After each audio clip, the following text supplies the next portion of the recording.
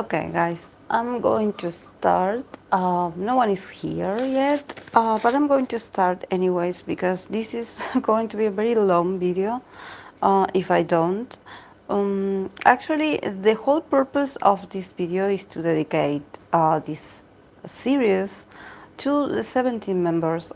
We have been discussing this with the community and also reflecting how there's not much like tarot readings or I don't know, astrology and you know all these things that probably the fans are very eager to see. They really want to see. I had read for 17 in the past, but I must say from my own perspective that I haven't been able to read for each and every one of them individually. For example, to deliver a general personality reading for each and every one of the members, like in order and in totality. So I feel like this could be a great way to start. Of course, we are not going to pull cards. We are just going to talk about astrology. I have been doing this series for other groups, so yes. This is going to be for 17 members. Of course, that to not sound so repetitive, I did separate them in groups, especially the members that do share the same Venus. So I'm going to be referring to the characteristics of that Venus for those members, so I don't repeat myself every time we see the same placement.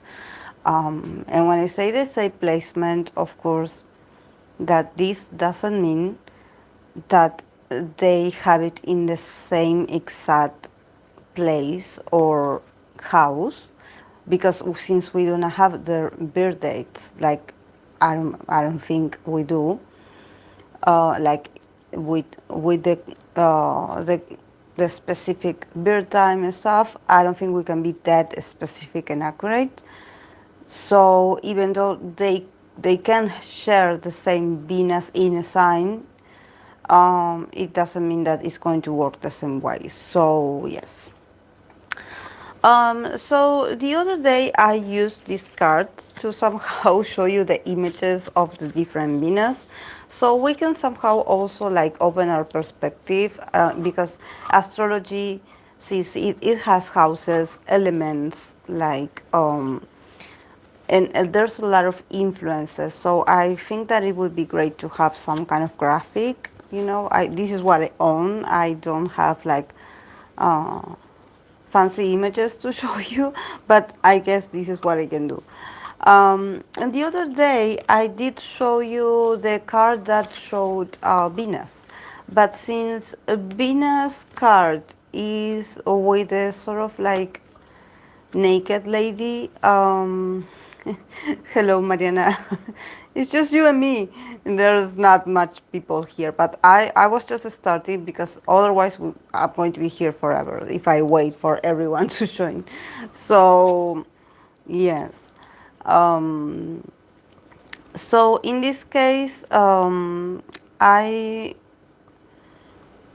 did bring the house that shows the seventh house. That is the house of relationships.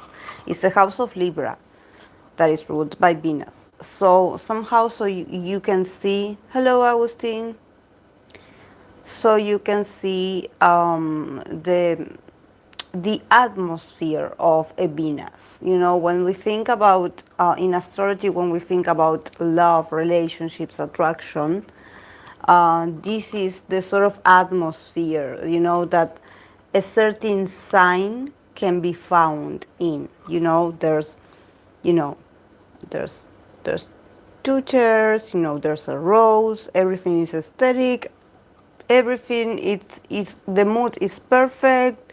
I'm sure there's music in the background. I'm sure everything smells delicious, like very Taurus. Everything is like somehow like also ordered or paired up in couples, you know, like two chairs, two of everything. You know, this is why also Libra is like the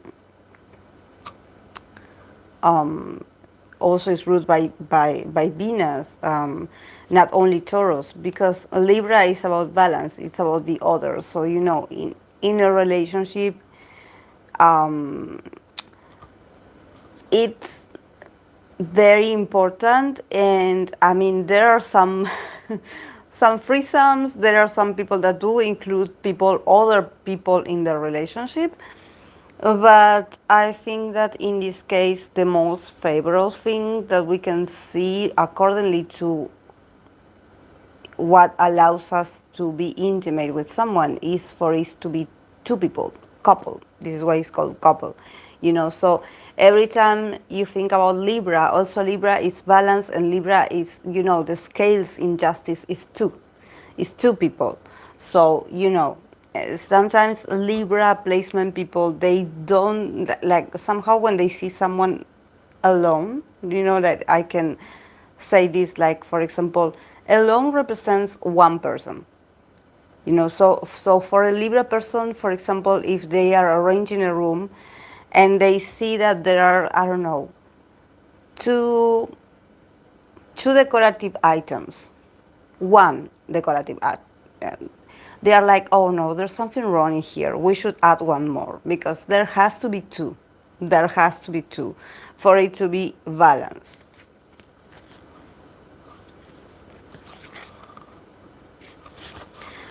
Which are your favorite positions of Venus? I don't know. I don't think that there's a favorable. I mean, everyone talks very well because it's in its domicile, so everyone says that a Venus in Taurus or a Venus in Libra is the best placement. But I don't know. I mean, I think that it depends on the whole chart, but I don't know. Probably for me, the most challenging it would be like an Aquarius. But you cannot like say like because a Venus is in this 13th sign is going to be challenging. You have to see the whole chart. So I think that everyone has potential. Every little bit in Venus, there's 7 signs, and there's a lot of influences. So for me, I don't have a favorite actually. I don't know, because there's always like a downside, or there's always a positive side and a negative. So I don't have a favorite actually. No, no. So let's start with, I wrote down the names of the members. If I don't pronounce the members correctly, please forgive me. But yes, some are complex. So the first one that I'm going to read, I believe, is the leader, is S. Cups, that he is a Leo, and his sun is also in Leo. I believe his moon is in Capricorn, but yeah, he's a Leo Venus and a Leo Sun. So imagine if you enter the 7th house, very Libran, very, oh, it's all about you and me, it's all about us, it's all about the couple, and you see this individual arriving at the table. This is your date. This is your date. This is Venus in Leo entering the 7th house. This is how S. Cups expresses his Venus. And also, for him it's very favorable because it's also his sun. So somehow part of him being authentic and him being himself, it's also the way he's going to show himself in a relationship, or when he's feeling attracted to someone, and when he is in this whole process of wanting to conquer someone. But of course that he's always going to enter in this very grandiose, this very like, like as if, everywhere is his scenario, like a rock star, like a K-pop star, like a celebrity, and always bringing this very like expressive nature, be willing to talk about himself, to show his favorite side, to to be in a good mood, to be, yes, a little bit too much. Yes, it can be, but this is how his Venus expresses in Leo. Probably for him, um, what he finds attractive and how he deals with this attraction is that he starts to show himself a bit more. From what I read, he, like I mentioned at the beginning, he has a moon in Capricorn. So, maybe in another aspects of his life, or even in very like intimate, like when you really get to know him, you realize that actually he's very reserved and actually probably he's not that demonstrative. But when it comes to the first stages of him finding someone like ideal romantically, or when he feels something for someone, or when he wants to conquer someone, this is how he's going to present himself. This is a side, an aspect of himself that he's going to show, that he's not going to be like ashamed of like showing himself. He's going to put himself, out there. Like he's going to keep being his Leo self, but probably, since probably his moon in Capricorn tends to actually give him this aura of him actually being very concentrated in his goals, especially the professional ones. You're going to be like, oh, he's a bit like intimidating. It seems like, that's why he's a leader at the same time, so he can have this very like authoritative kind of figure. But when it comes to probably his Venus, he's going to be a bit more playful, and he's going to allow himself to connect with, oh, I want you to see me in my best light. I want to shine. When I feel attracted to someone, I want that person to see me coming into the room. I want to wear nice clothes. I want to look my best. I want to be, I want to shine and I want to be seen. And I expect to be seen by you, by the potential partner, and he's going to do his best to actually show a very favorable side of himself, which actually is not going to be like him playing a role. It's not going to be like him actually like finding light in that was hidden somehow. No, because he is a Leo sun. So somehow um, him being this majestic, or this, a bit exaggerated or a bit all over the top, it's part of his essence as well. But yes, there could be like a sort of, because I always look at the moon as well, because the moon represents our emotional, like our emotional like needs. So I think that when you are a Capricorn moon, probably you are not that emotional, and actually it seems like you are pretty guarded, pretty like, oh, I'm fine by myself, like I can handle life well by my own. Like, and he definitely is like being this sort of person that it seems like he's always in control, and that, but with this Venus Leo, hello Parvati, with this Venus in Leo, he's going to show a bit more flexibility, and also a bit more of like opulent side, generous side, like a bit more of childish actually side of Leo. That is actually his identity. It's not his identity, but it's what we see of him. He's Leo sun. And also, since he has Venus in Leo as well, Venus and the sun are going to make him very attractive. Like his attractiveness, or actually his, um,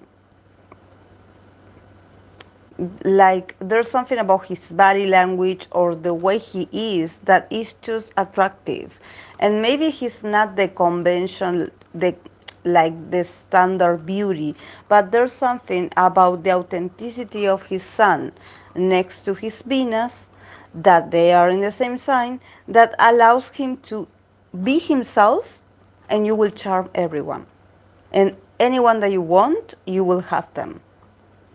You will get their attention if that's what you want, because it has to do with authenticity, but also to be a sort of like master of seduction, because you have to put yourself in the spotlight. At least this is the tactic of a Venus in Leo, be seen. And then yes, you have to do like you have to put other efforts. But I think that for first attempts to get their significant other attention is to show themselves like this, as they are, with all their shining, with all their ability to entertain somehow, being funny, saying jokes, even making fun of himself, but okay, yes, let's be childish, it's okay, no one is judging. And this is it's going to be a bit, this is why I think that it's going to be very noticeable when he's directed to someone, because I think that his moon in Capricorn, it's something that also takes, probably it takes over his whole personality sometimes, especially when he is in the role of a leader. So for him to get rid of the Saturnian energy to become this, it's like, probably when he's in love or when he's interested in someone, is the best way that he has to show, like his true self, because it's like, when I'm in love, I shine. I shine. I can show my sun. I can show my attractiveness. I can show, that I'm the sun. And of course, if you are a potential someone, like, you have to be ready to somehow show him, like share him with others, because he's always going to be the star. He's always going to be on the spotlight, And in this case, since we're talking about him, that he is a famous person, probably he's very well, like he's someone that he has achieved the potential to be in the spotlight, like a Leo, like, so, he's being himself and achieving a lot career-wise. So probably, in intimacy, probably he's going to be a bit more low-key, because actually, when it comes to his ego and his need for attention, maybe him being a celebrity, he has it already.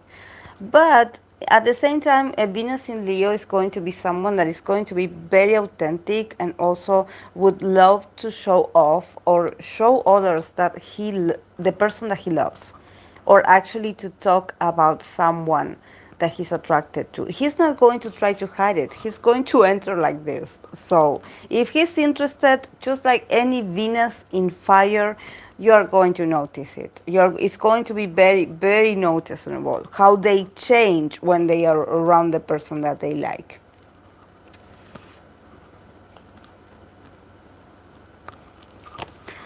Okay, now let's move on to the guys that have Venus in Libra.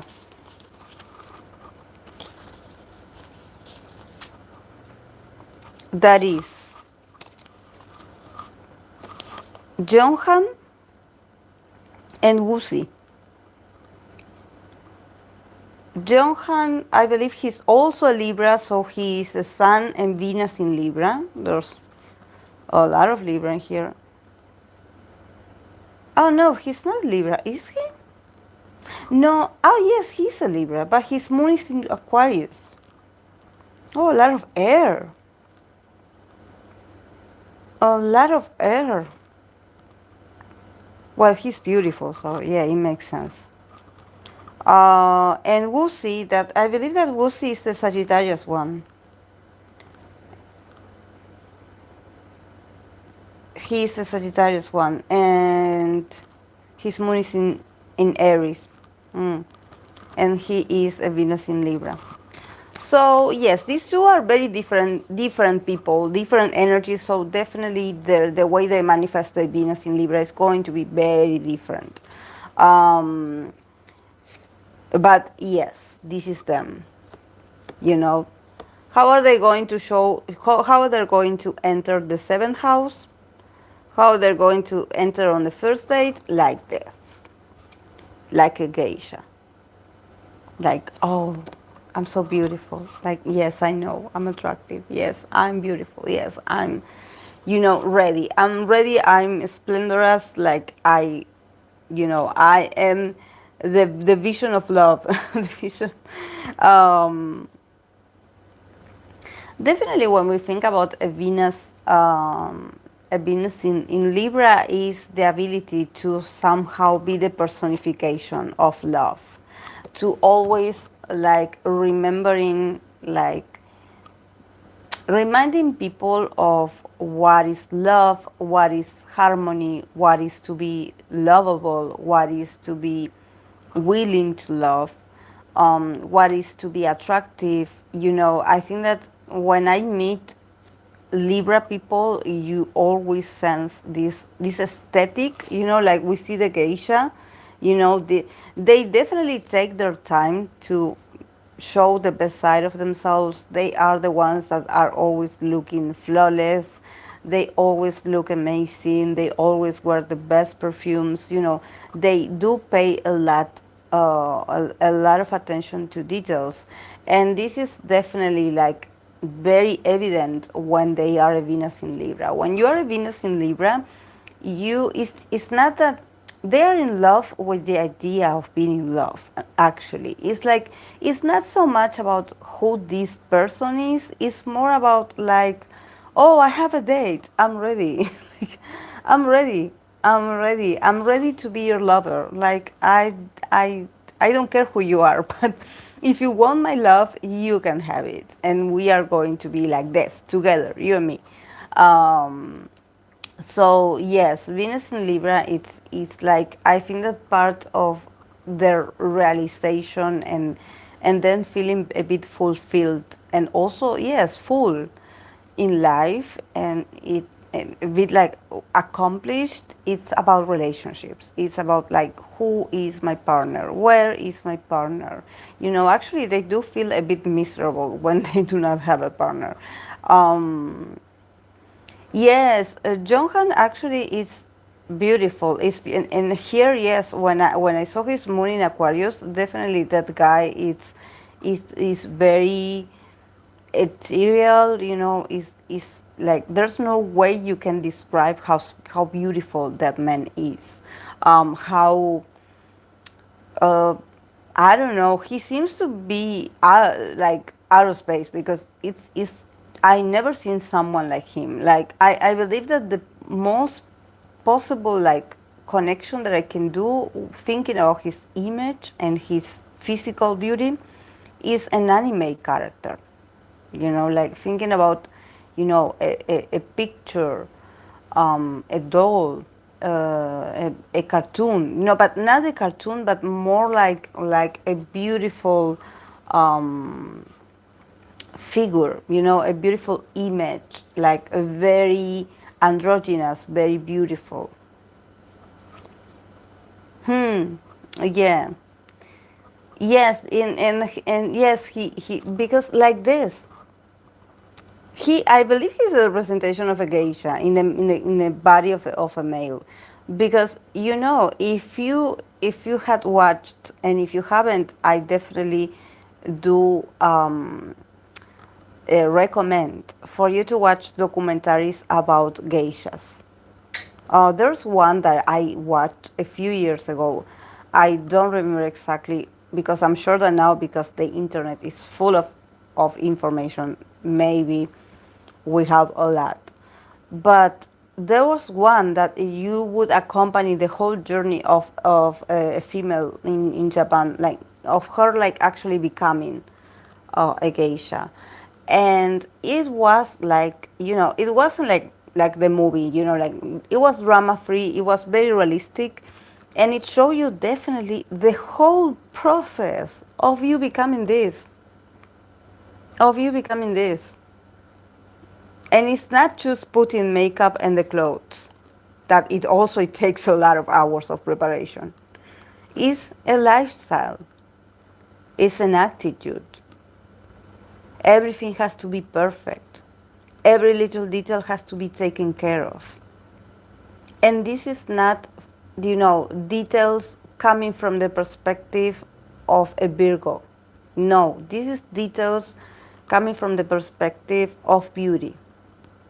If we think about Venus, Venus is beauty. Venus is when you are blooming, like a flower that already bloomed. So you can see the whole petals, you can see the whole position of the flower. The flower is open, the flower is radiant, the flower is beautiful. You can see. So you definitely, there's nothing missing, there's nothing out of place. Everything is perfect.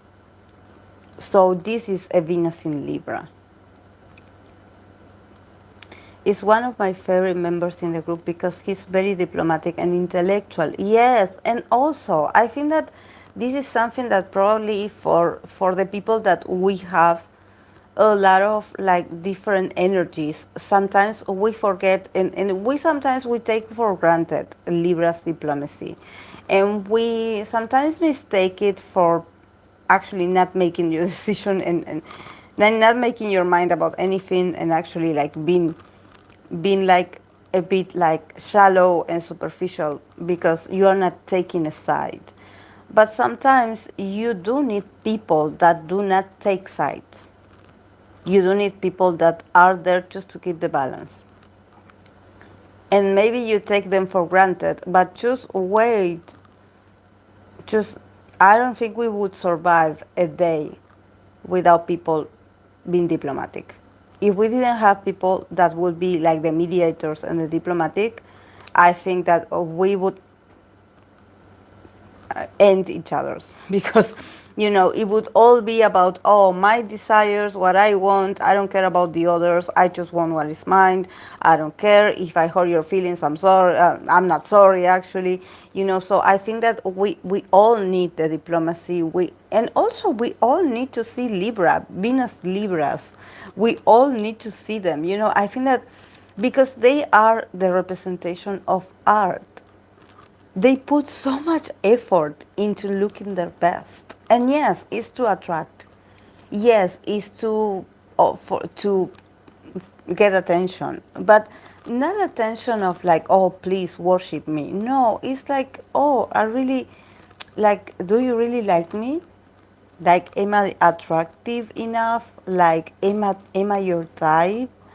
Like, am I your fantasy? Like evoking this feeling of what happens to you when you see something beautiful and you're so touched. You start feeling something and your heart starts to race. So Libra people, sometimes, yes, they can seem flirty, they can seem, like you're like, why would you do that to that person if you are not actually interested in, in a relationship, or probably you already have a partner. Like, why would you do that? Why would you be that flirtatious or showing that very like trying to attract that person? Why would you do that if there's no, you don't have an intention to stay with that person or to actually start something with that person? You're just playing. And it's because love and is somehow putting on a costume and somehow like playing, you know. This is why when you are a geisha, you have to learn to be adaptable at the same time. And you have to learn to adapt to the other person's desire because it's not about you. It doesn't matter if you are comfortable wearing the makeup, wearing the costume, wearing the shoes. Like, it doesn't matter. It's not about you. It's about the other. So this is Libra. It's about the other. They feel happy, they forget about the pain, the uncomfortableness, the sadness, the depression. They forget about all those things if someone else is looking at them. With desire, of course.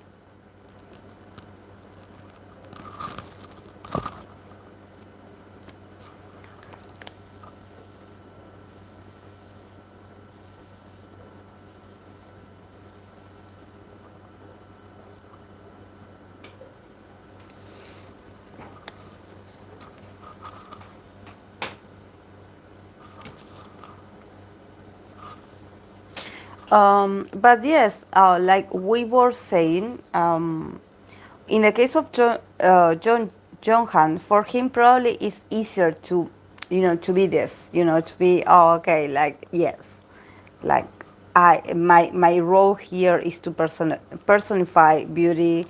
I go through life being like this, and I look amazing and I know it, and this is who I am. He feels very comfortable with, being also romantic and being attractive, but probably for Wusi, that Wusi has more fire in his chart since he's a sun in Sagittarius, and also his moon is in Aries. Probably for him is a bit more challenging, because also let's not forget that Aries is the opposite of Libra. So probably he's against someone that probably his emotional need is to be a bit more independent, is to be a bit more fiery, is to even be a bit more assertive and individualist. And then comes his Venus in Libra, that when he feels attracted to someone, he suddenly becomes very like vulnerable to the other, and a bit like a softie. Suddenly when he's interested in someone, or he wants to conquer someone, he becomes like very like maneuverable, like you can somehow shift him into whatever you want, because he becomes so dependable of the other, and he is like, oh, I want to be in a relationship with that person. um yeah, it's like probably there's a conflict between wanting to be in a romantic relationship, because a Venus in Libra is not just about, being in a relationship. They want it to be romantic as well. They are very romantic, so they can be a bit cheesy. You see here the seventh house.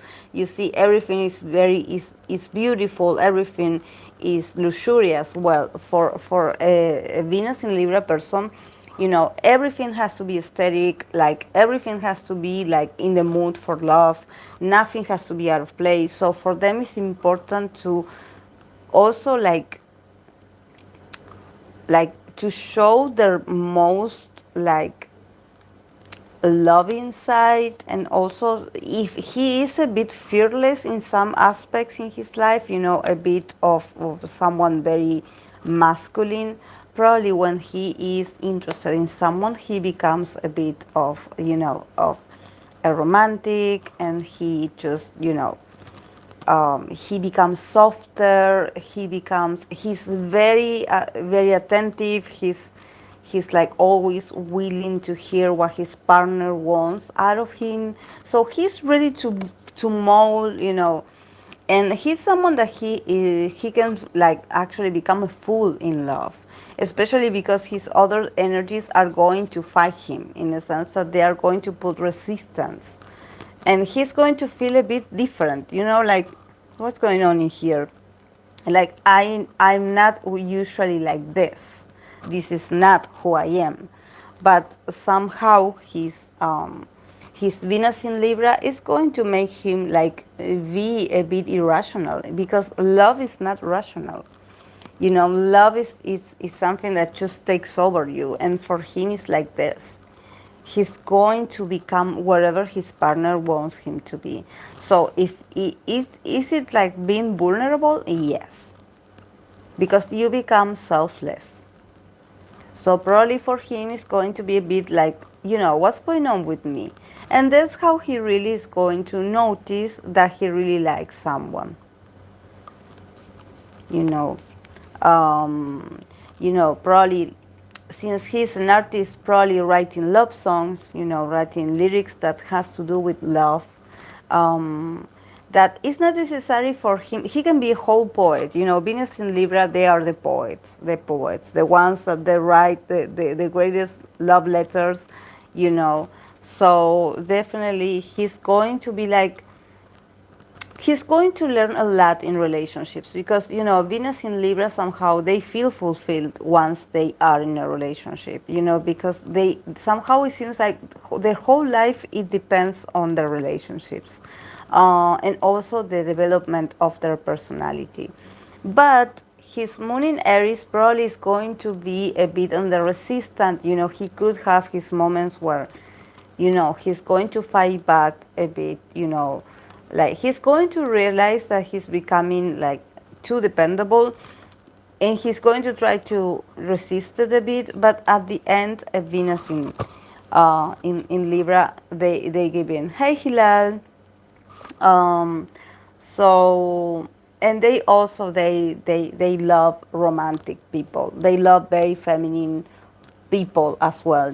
People that represent. They are attractive to that, to the traditional beauty. So yes, someone very connected with their style. Being very very harmonious. It's not about being beautiful, because for a Venus in Libra, beauty is it, beauty is everywhere. So actually, it doesn't mean that because of this they are going to be, superficial and being like, oh no, it has to be that sort of beauty. No, for a Venus in Libra, beauty is everywhere and everyone is beautiful. So yeah, let's move on to Venus in Aquarius. Venus in Aquarius, we have Joshua and Seokmin. Joshua and Seokmin.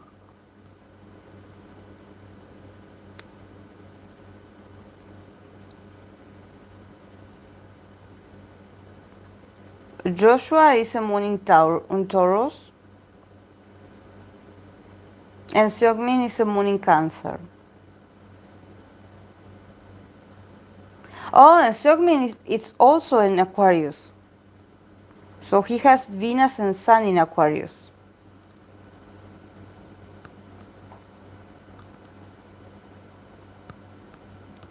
So yeah, he feels a bit more comfortable.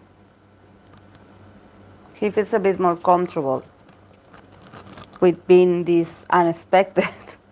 um, so how does a Venus in Aquarius enter?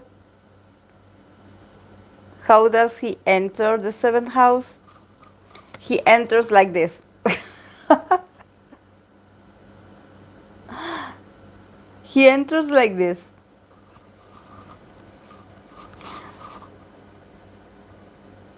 So, yeah, be ready to be surprised. Be ready. Definitely. Be ready to be surprised. I think that for Seokmin is a bit easier to be this, because actually his sun is in Aquarius. So for him, it's like, yeah, I am like this. In my everyday life, what you see of me, and in relationships, I am like this as well. And that's part of his attractiveness. This is part of his attractiveness, that he is weird, that he is different, that you're not going to get bored a single second with him. And also that love can be found in different ways. For Aquarius energy, like I always mention, love is challenging. A Venus in Aquarius definitely is challenging, um, because their perception of love is very futuristic and it's very different, and it doesn't have to do with the actual couple, with the actual, like, standard, um, very traditional way of viewing a relationship. Actually, they can like change and be like, oh, I like you, but I like this person better, and maybe, I don't know, we could all get along. And sorry, but when the weird side of Suck Me with Hoshi is the best. Oh, really? Really? Oh, I have to watch that. Um, yeah, definitely. Um, Actually, what I think that is very interesting of Seokmin is his moon in Cancer. Actually, his moon in Cancer is is something that he's like, okay, emotionally, I want to be the mother in the relationship. You know, I want to take care. I want someone that recognizes my emotional needs and that they take care of me, and at the same time, like I want to take care of my special someone. But in this case, probably the way he's going to do it is going to be very weird. It's going to be very, very weird, very like unexpected. Like it gives me that he never says the right things. Like somehow it's very, I don't know, everything that comes out of his mouth is a bit like contradictory and a bit confusing at the same time. Um, And I don't know why I want to find, but I do not have it here because I wrote it somewhere else. I wrote it somewhere else in another book. But I was thinking that Seokmin energy reminds me of NCT Doyoung because NCT Doyoung is also a moon in Cancer, and he is an Aquarius. And there's something about Doyoung that it's a bit complex to understand because it's like sometimes he acts like a bit like he tends to whine that he's not understood, that no one understands him, and he seems like hurt by a lot of things, but then eventually he responds or fights back in another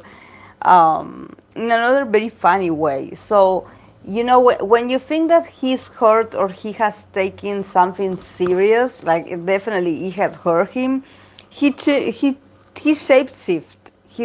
His Aquarius self comes out, and actually he's not. It's just part of himself, of his own. Yeah, Joshua can surprise people. Sometimes he did some weird things that are from far from the way he portrays himself. Yeah, actually, Joshua, I don't remember his sun sign, but Joshua actually has a moon in Taurus. So definitely there's something very unexpected in Joshua, him being a Venus in Aquarius. Because I'm sure that in relationships or when he wants to be attractive or when he feels attractive to someone, he starts acting in a very unusual way. Um, yeah, but I think that probably because of his moon in Taurus, probably he's the kind of guy that definitely he's going to start being friends first and taking his time. I believe that he's a bit like, he tends to slow down his energy, to reserve his energy. He doesn't like to be all over the place emotional. He doesn't like that. But Seungmin, I don't remember who Seungmin is. Like, I try to picture his face, but I don't remember. Because there are so many members. Joshua, I do remember who he is. But Seungmin somehow his image has left my mind.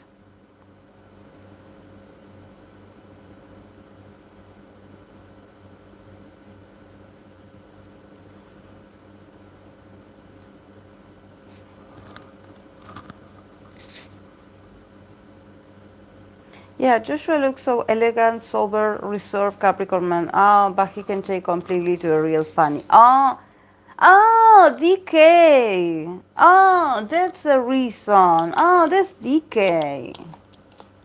I know who DK is. It's just that I was looking at the name because I found this on the internet. Like, I did the research. I found different sites of their birth charts, but I found one that was really good. But they all had like their real names, so I had to translate a few to the stage name, and somehow DK, it wasn't written DK, it was Seokmin in both of them. I know who DK is. DK is the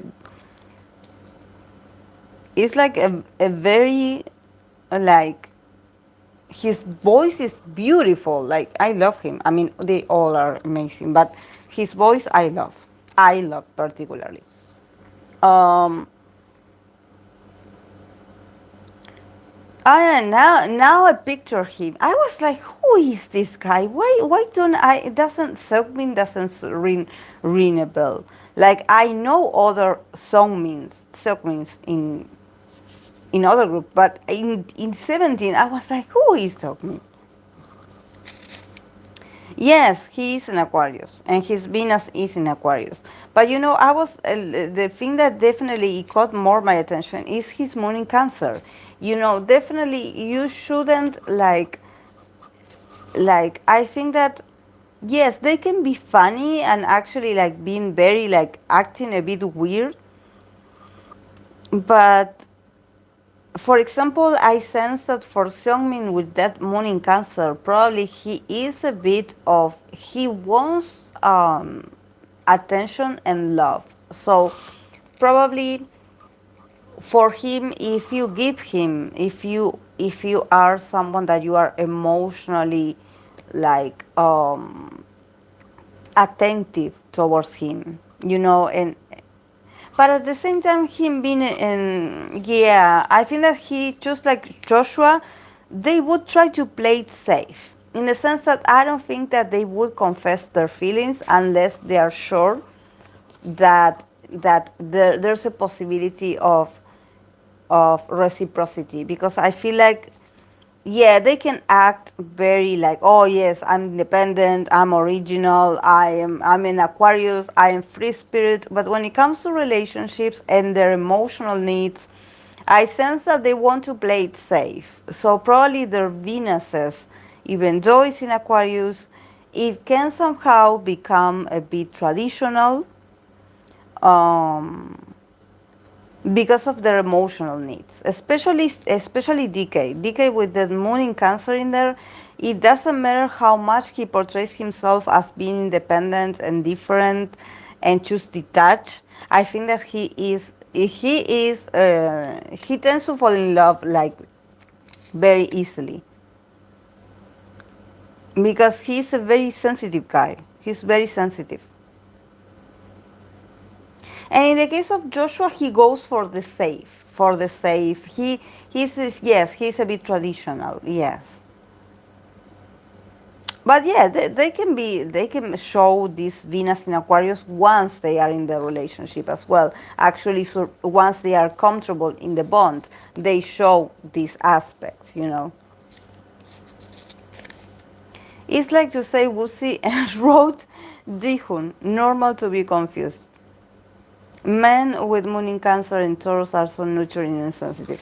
Yeah, talking about that, Mariana, because I want to show you and everyone else that yes, you know, it's like to say Wusi and wrote Jihun.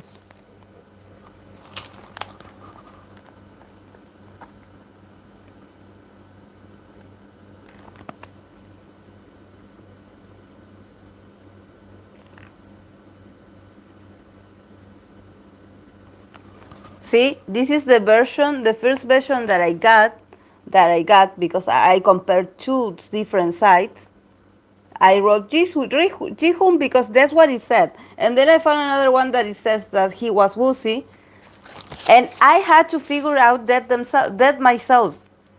I had to figure out that Jihun was actually Wusi because I remember that he was a moon in Aries. So I was like, and he's a Sagittarius, yes. I was like, oh, so if Jihun has a moon in Sagittarius and he has a moon in Aries, oh, that's Wusi. So when I found the other page, I was like, oh, so it's the same, it corresponds. So I did the whole I did the whole homework myself, guys. This is not in here just to cover my lab. I did the whole homework and then I separated them. So, yeah, a lot of homework to be a Sunday, honestly. This is why I'm sitting on my couch because I was like, if I did all this intellectual kind of work, the least I can do is just relax and sit here like this.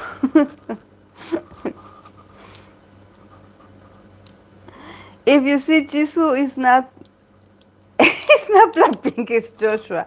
Oh, in the case of Joshua, it did say Joshua. Yeah. In the case of Joshua, it did say. In the both sides, it did say Joshua. But I did look very like, I did a lot of research because there was a lot of sites. And I wanted to make sure that they have the different information, you know. Because I remember when I did The Voice, that I believe that, no, when I did EXO, that I believe that one of you was like, oh, I don't think that's the right placement. So I didn't want that. I didn't want confusion, guys. Okay. Now, oh, let's move on to the talking about intellect. Let's move on to Venus in Gemini. So, how a Venus in Gemini is going to enter the seventh house, the house of relationships.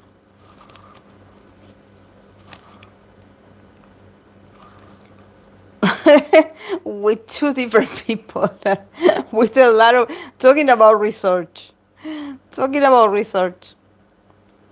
like this, studying different things all at once, like carrying a lot of subjects of conversation at once, like really bringing a lot of subjects, probably a list of things that they want to tell you and share with you, a lot of funny facts.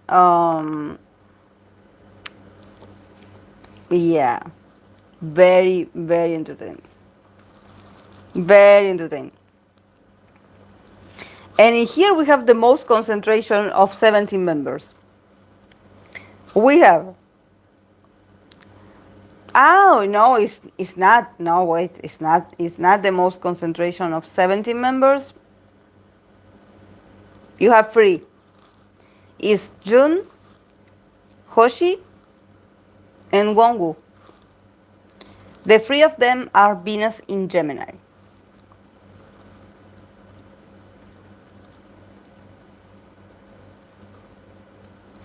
So yes, the differences between them and the way they manifest this Venus is actually that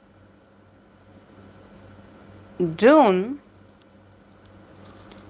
is, again, is a moon in Aries. But yes, his Sun and his Venus are both in Gemini. So yeah, that moon in Aries can make a lot of noise in there, especially him being a bit resistant, a bit like fighting people he likes, but being very argumentative. But I think that, you know, he's going to be very charming. He's going to show the best traits of him being a Gemini and him being in love. In the case of Hoshi, Hoshi is a whole Gemini. Hoshi has, I don't know exactly the placement of all his Gemini placements, but I think that I could swear this guy has a stellium.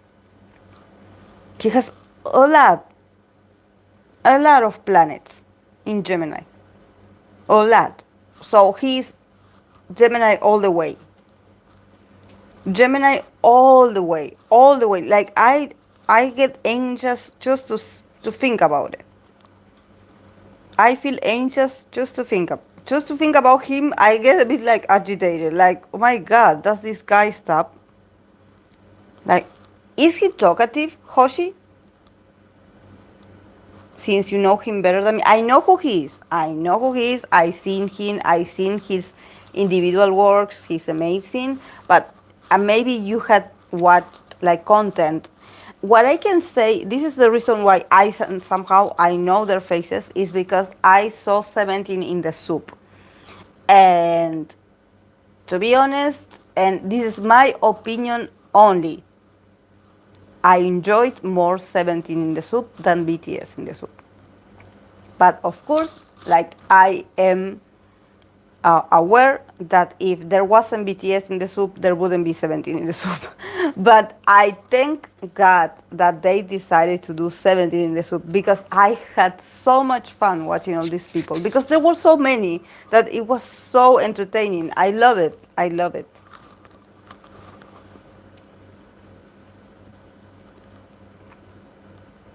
Sun, Moon, Mercury, Venus, and Mars. My God.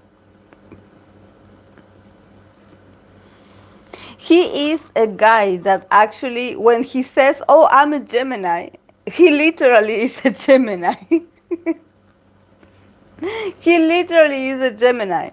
Literally. Like, there's no argument. Like, when he says, "I am a Gemini," yes, he is a Gemini. There's no way to study further. Like, no. Just Gemini. Just focus on the Gemini part. For someone, it's too much sometimes. I forgot you were doing the live today. Oh. Hello, Samara. Thank you for being here. Don't worry. I have been doing lives and I have been doing tarot readings for like all day. Like I believe that I had been very active, like on the talking about Gemini, communication. I have been here actually, like almost every day. But yes, I want to keep working on the content. This is a new year, so we have to put effort.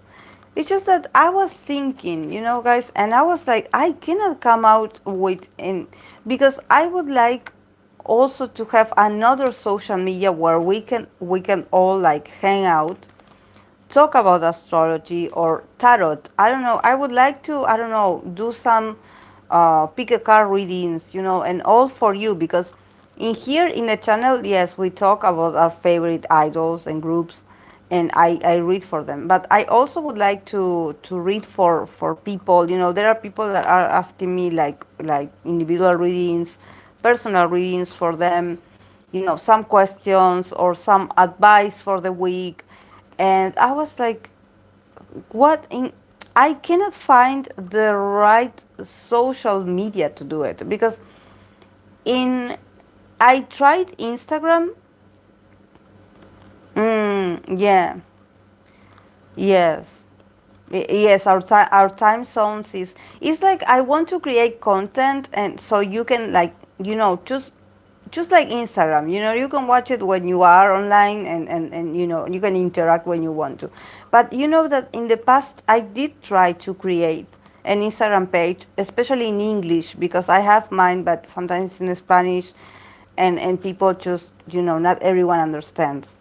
Um, so I was like, do I try to make another Instagram account only for the subscribers of YouTube?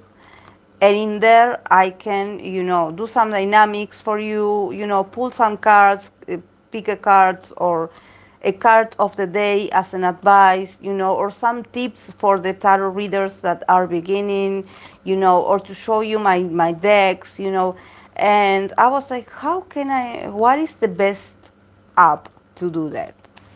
Because TikTok actually, um, not every one of you have TikTok. I know there are people that told me that they don't have it, they cannot watch TikTok, and it's better because tarot in TikTok it's awful. I cannot stand it. But I was like, which social media should I like? Like I don't. And Twitter, I don't know. Twitter is,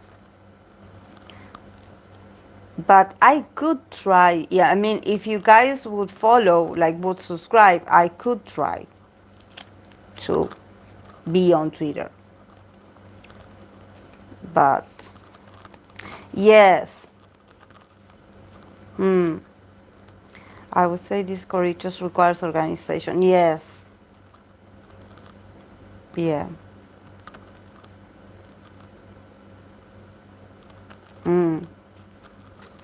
because I was like, there has to be like a social media that we all just have. Not Facebook because not I don't use Facebook. Like I have it linked to my Instagram account, and it just publishes on its own because I share it with Instagram. So if I post on Instagram, it goes to Facebook, and I don't like it because you can make a specific channel for these readings, voice chats, and. Mm, um, yeah.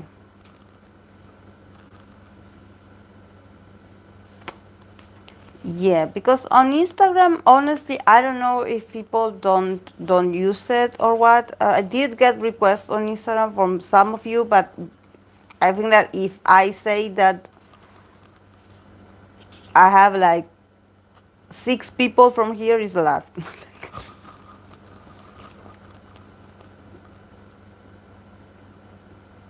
mm.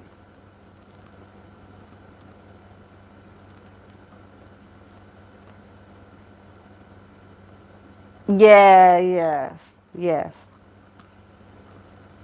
yeah. Actually, one of my New Year resolutions was going to quit Instagram.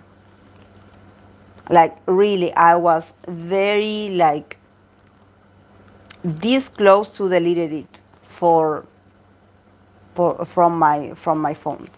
But then I was like, I don't know. Because I do have clients that are from my country, from Argentina, or they speak Spanish, and they always like DM me or stuff for sessions. So if I like do not have it on my phone, I sometimes I do not read the messages. Um, but yeah, so I was like, no, Instagram, no.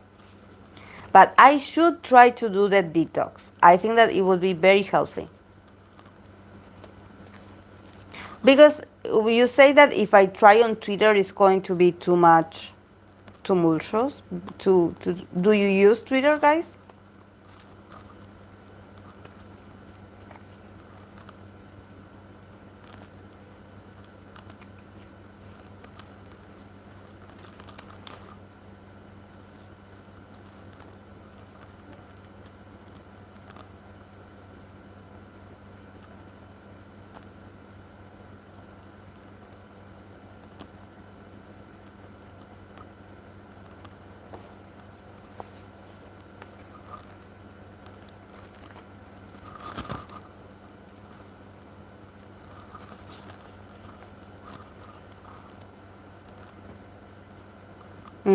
I've been absent from social media lately to this. Oh, okay.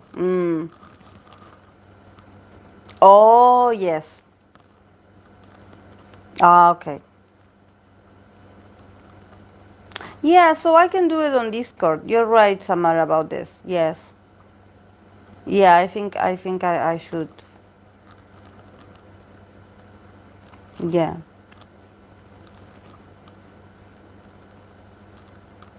Yeah.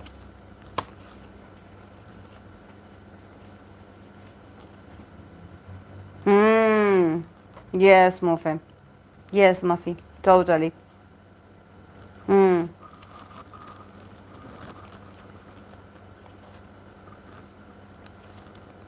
Yeah, and the rest also. Okay. Let's not. Yes, yes. Yes. Okay. Let's go back to business because 17 fans probably don't want to hear about us talking about this.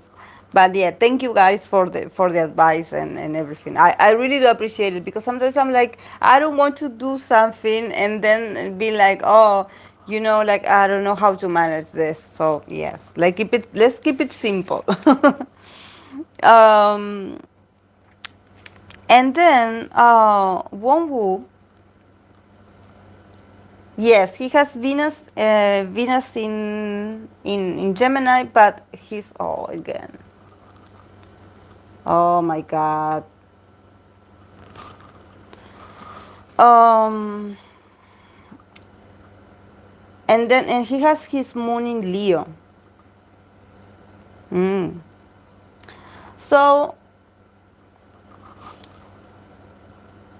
yeah, definitely these guys are very talkative. I don't know why I get this very like, and this actually, oh my god, how does it, this boat always appears like,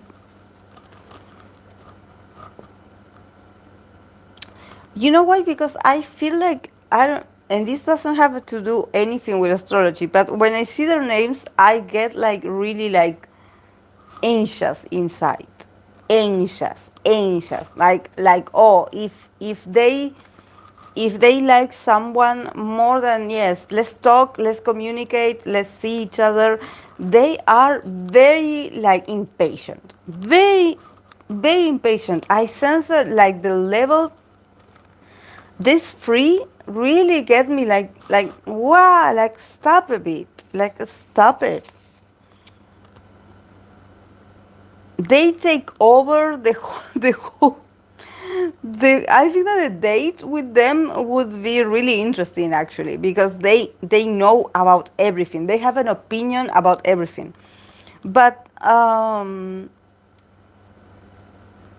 it's like they are always like so anxious, so,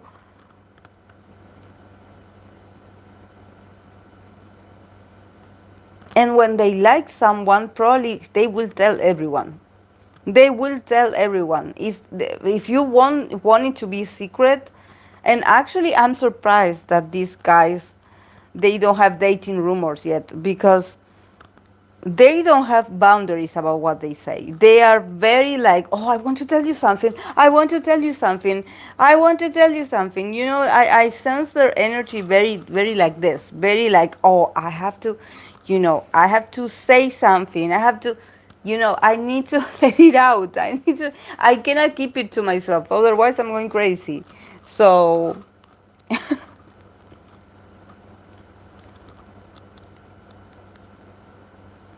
and actually, it's weird because, a lot of them do have like this Gemini. They are Gemini, some of them. Um, but it seems like the Gemini energy is a bit like disorganized. Of course, that Mercurial energy is never organized, but it seems like it's too much of it, or it's like, I sense that these guys are very intelligent, but they could have some trouble communicating properly. Like, and this is something that I think that is very interesting when we think about Geminis, or when we think about what it means to have Gemini placements. Sometimes people think that, oh, because you have Gemini placements, you are very, very intellectual, you are very intelligent, you are good with words, you are, very fast intellectually. And actually, some of them do struggle with communication, do struggle with expression, sometimes saying the right thing, or actually being able to put into words what's going on inside their minds. Sometimes their minds work faster, or their mouth their, their mouth works faster, in the sense that their mind, probably they want to talk about something, and what they come out of their minds, their mouth doesn't have like, doesn't make any sense. So I think that they could scare a lot of people with this intensity, especially this intensity of like, I want to talk to you, like, and you better answer, because if you do not answer my text, I'm going to text you a lot of times, and never ending, until you listen what I have to say. It's like they're probably really good with social media. Hmm. Yes, but I sense that there's no chill with these guys. Like, definitely they have this very like, um I don't know why. I feel like they're always jumping, and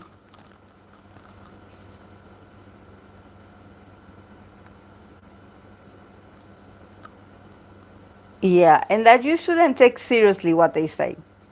This is also something that in a relationship with them, you shouldn't take seriously what they say. Actually, I think that they can. I wouldn't say they lie, but actually they can like exaggerate a bit things. Yeah, they can exaggerate a bit things.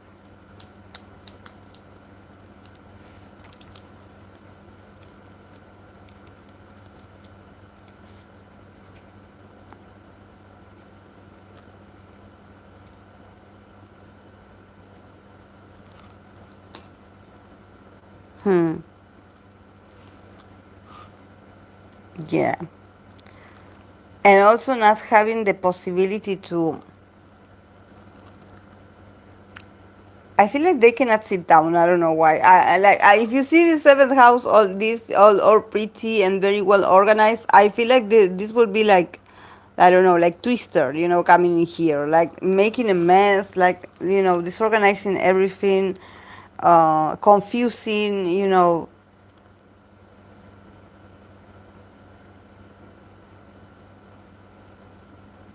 very gossipy,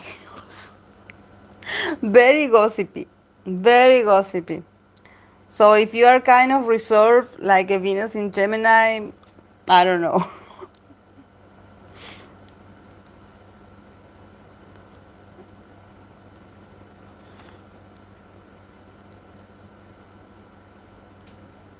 Hmm.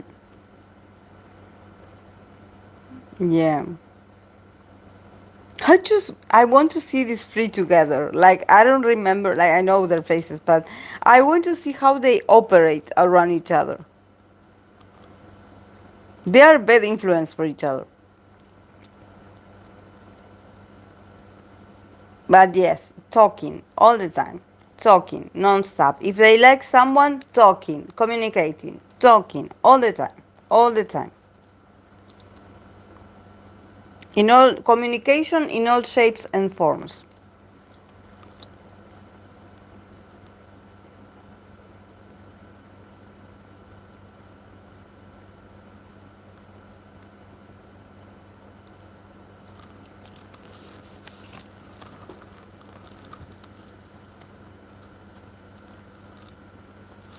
Okay,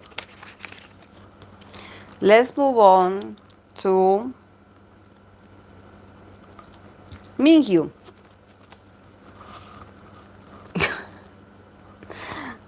How he's going to enter the seventh house with passion, probably fighting someone. Very, very hot, very passionate, very active. It's like almost threatening you to be his special someone, fighting you, probably arguing with you. Mingyu, how is it? Mingyu or Mingyu? Mingyu. It's like Mingy, but with a U. Mingyu. He has Sun and Venus in Aries. He's not going to knock the door, he's going to break the door, yes. He's going to be, ta-da, here I am. Mingyu.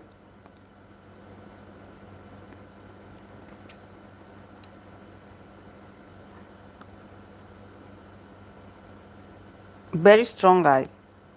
Also, since his Venus is close to his Sun, he's very attractive. We know he's attractive. We know he's. You see, there's always like this Aries archetype with the six packs in here. Thank you. And I was talking to myself because sometimes I argue. I'm like, no, that's not the way to say it. Sorry. You know, I like I was just making fun of these Venus and Gemini guys, but I have Venus and Mars in the third house, in the house of Gemini. So, I cannot say anything about, being too talkative. I am very talkative. Um, okay, Mingyu, um, yeah, very relentless. Like if he goes to you, he goes to you. He is like this. There's no time to waste. The moment is now. Actually, the moment was yesterday because if he wanted you yesterday, not now. But you know, you see where, this is all very Venusian. This is all like very aesthetic. Everything is pretty. Everything is in their place. And there he enters like this, the Aries with the six pack. He enters like a storm, like a storm. Yes, Johan, I think he's going to have a heart attack. He's going to be like, no, don't touch my stuff. Like you're going to make everything ugly. Like no. Actually, I think that there's something about also Venus in Libra people, or people that have a strong Venus placement, is that they hate like shouting, or like interruptions in general, or very like these angry scenes. um in my case, I had always been like this because I have lived with my dad, that he is an Aries. And me as a Venus and Mars in Pisces, is like, I just want him to be quiet, be quiet. Like, why do you have to make so much noise? He's so loud. Everything he does, he has to do it with noise. Noise, a lot of movement, no asking for permission, like, oh no, we are very incompatible in that sense. But yeah, yeah, definitely. And they will not apologize ever. So don't you dare to imply that you want them to change, because they will not change. And also, Venus in Aries, sometimes it's also very childish. This is why, this Aries archetype is not only that they are, without their Chiron because they want to show their six pack, but they also show you that they have nothing to hide. you know Actually, if this was like a bit more like trying to be a bit more daring with the image, we would see a naked guy here to show you that actually Aries energy goes in life like this, naked, because it's the truest expression of the self, in the sense that I was born naked and I show myself naked because I have nothing to hide. And actually, I can fight you. See, I have no weapons. I'm going to fight you with my fist. I'm going to fight you with my body. I'm going to put resistance with my body. My body is my force. So, sometimes, because Aries is also ruled by Mars, probably a Venus in Aries is not that lovey-dovey. It's not, you can expect, flowers and chocolate and romantic gestures. They more like want physical activity, and they also like they also are very straightforward about their desires. So, there's fire here. So, this Venus is going to be very fiery, very like, very like on all the time. So, does that translate to loving and caring? No.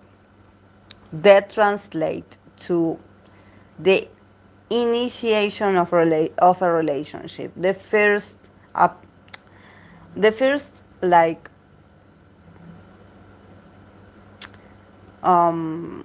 impressions.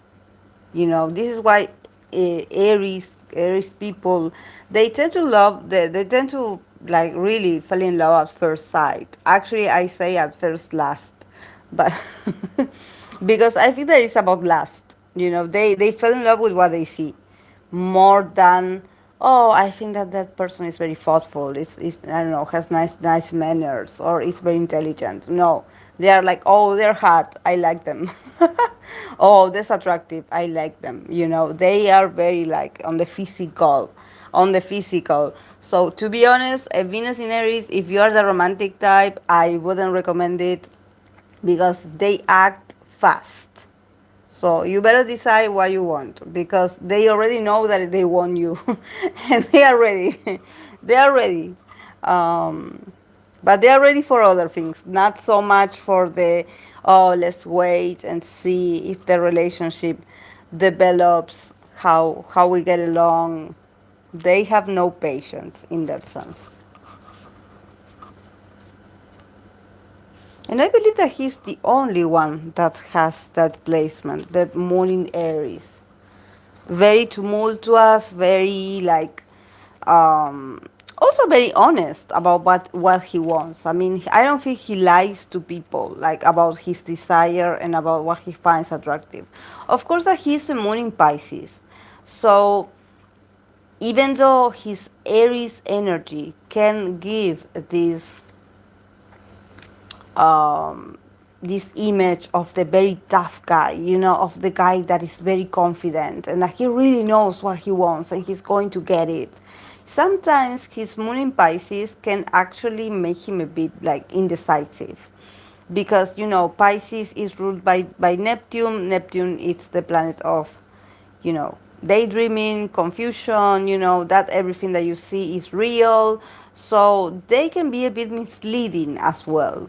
So they can actually show that they are very profound and sensitive, or that their needs are very profound and sensitive, but then their airy side is more towards the physical side of things, you know, like, okay, like let's confront this, like let's face this, let's start this, you know, because Aries is like the starter of the zodiac, is the one that initiates things in the zodiac. So more than actually seeing how this relationship is going to develop, it's more like, let's just start.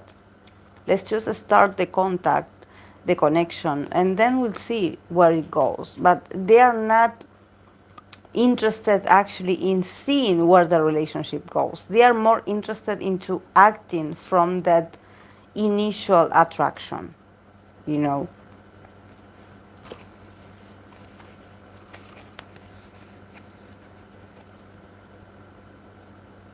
And also he's very spontaneous because he is an Aries. So you know, him as an idol, probably he should watch out from being perceived as too friendly with the opposite sex, you know, especially when it comes to touching the females, you know, because sometimes Aries doesn't measure their like their expressions, so he can actually like, especially since they are very obsessive about, you know, that the idol is not supposed to touch, if you know, that they are supposed to be like this in pictures, they shouldn't like stare at no one, they should be like this all the time, you know. And him being an Aries, probably he's going to, if he's talking to a female, or if he's talking to a female friend or a female staff or someone, like he's going to look excited because he is an Aries. He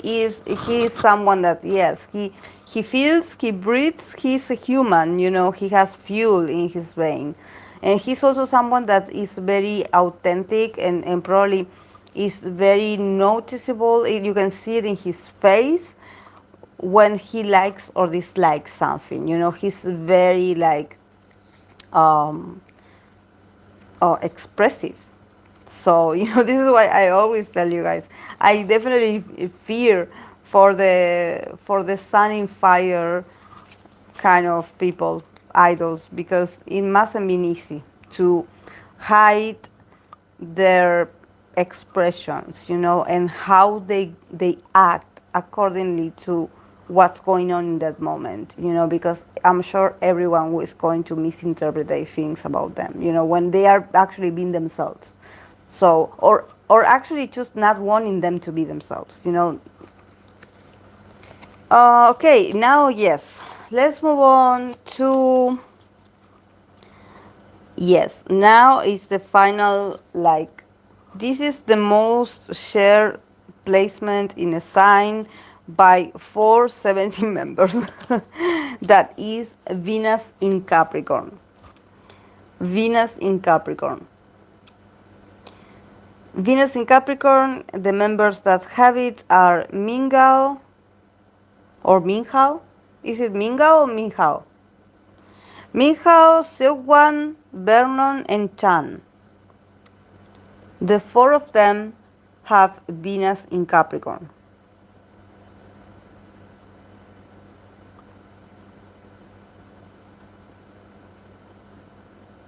Oh, Minghao. Oh, Minghao. Yeah, so these four probably are the most serious ones. In the sense that probably for them, talk about love and relationships and ideals in love is a bit like, oh no, I don't want to talk about it. Or it's like, it seems like they are not interested in it, in love and ideals, because Venus, we often mention the ideal, and how we become also the ideal for someone when our Venus is present. Um, but in this case, I think that it's all about, like this guy going towards the top of the mountain. Like, let's put our best efforts and let's see where this goes. And there's a long road ahead. There's a long road ahead. This is not, oh yes, the relationship is successful because we are sitting here drinking tea and I gave you a rose and you gave me a rose and we all look very flawless and we look good together and we are like the perfect couple and we are successful. It's more about, okay, but after this, where are we going with this? Like, what is the purpose of our union? Can I count on you? Like, yes, I can take you out to a fancy restaurant, but then I want to go hiking. So are you going with me? Or I want to go camping. Are you going with me? I'm going to do an activity. I'm going to do something in my life that requires effort and responsibility. Are you going with me? Like, really? Like, can I trust you? Are you diligent enough? Are you good enough? Are you stable enough? Are you ready? This is some of the questions that a Venus in Capricorn do ask themselves. And yes, they are serious questions. They are not romantic. They are about endurance. They are about longevity. They are about trust.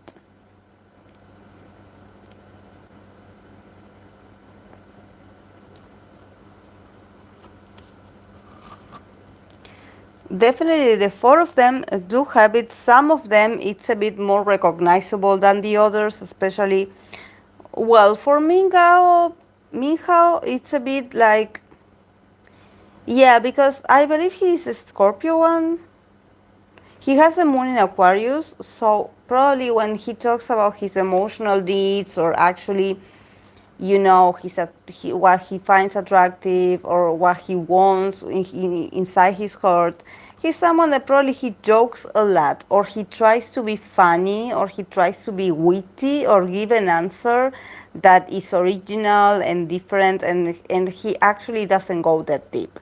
Even though he's a Scorpio, maybe his emotional side is not as passionate or as burning hot of desire, like he's a very different kind of Scorpio. He's a bit more of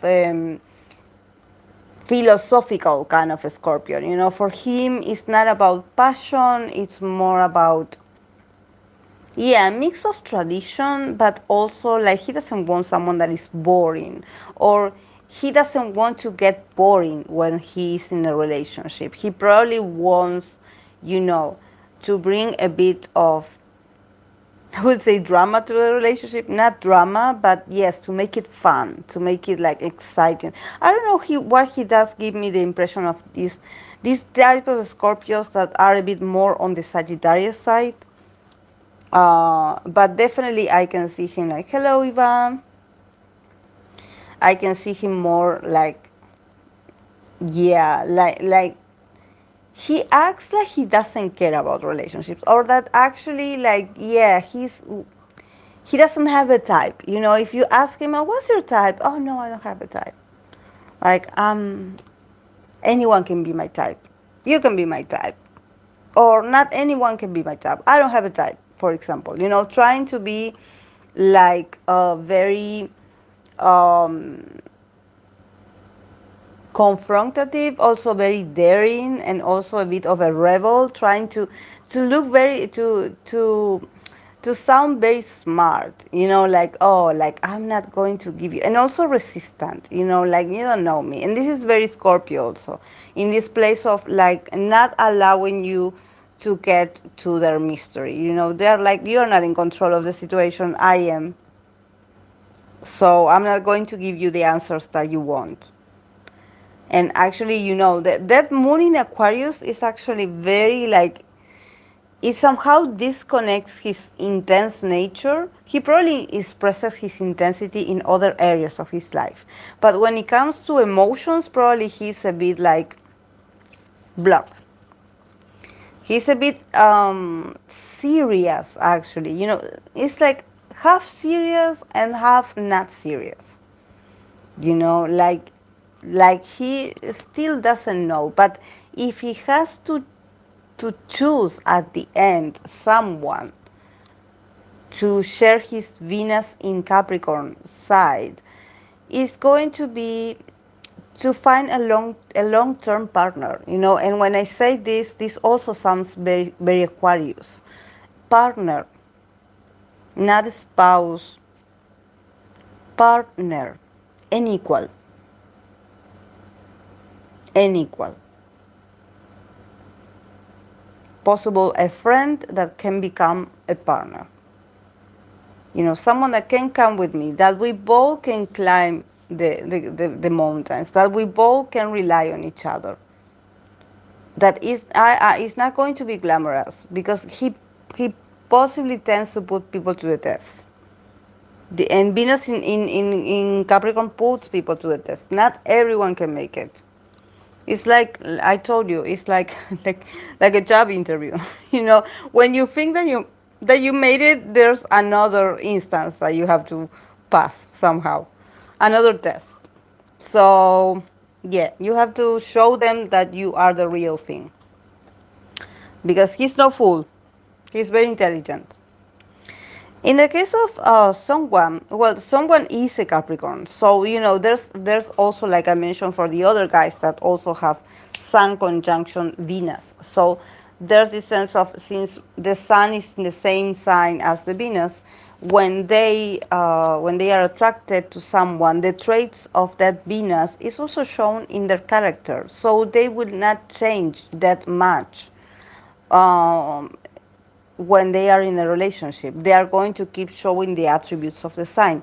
So in the case of someone, he would always be a Capricorn because he is a Capricorn. So being a Capricorn Venus is like more of the same, more of the same.